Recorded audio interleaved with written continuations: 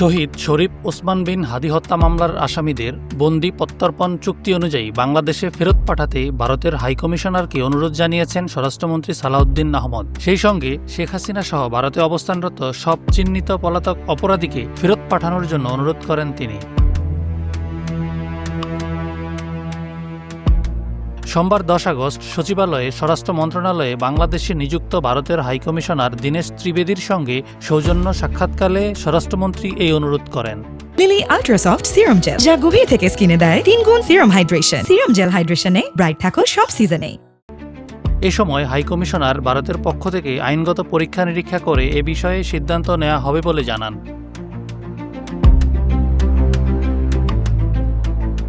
সাক্ষাৎকারে স্বরাষ্ট্রমন্ত্রী সালাউদ্দিন আহমদ বলেছেন, ভৌগোলিক, সামাজিক, রাজনৈতিক, অর্থনৈতিক প্রেক্ষাপট সহ নানা দিক থেকে বাংলাদেশ ও ভারত একে অপরের উপর নির্ভরশীল। অতীতকে পেছনে ফেলে দুই দেশের বন্ধুত্বপূর্ণ সম্পর্ককে সুদৃঢ় করতে একটি নতুন সূচনা বা ফ্রেশ স্টার্ট জরুরি।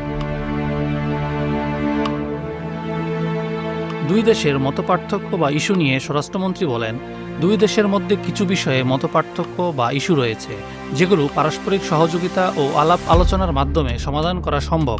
সমতার ভিত্তিতে আলাপ আলোচনার মাধ্যমে দুই দেশের বন্ধুত্বপূর্ণ সম্পর্ককে এগিয়ে নিতে হবে, তবে এ বিষয়ে ভারতকে আন্তরিকতার সঙ্গে এগিয়ে আসতে হবে।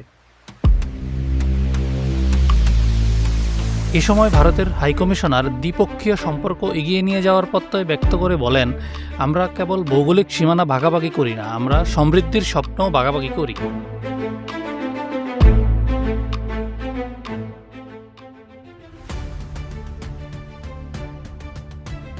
লিলি আল্ট্রাসফট সিরাম জেল, যা গভীর থেকে স্কিনে দেয় 3 গুণ সিরাম হাইড্রেশন। সিরাম জেল হাইড্রেশনে ব্রাইট থাকো সব সিজনে।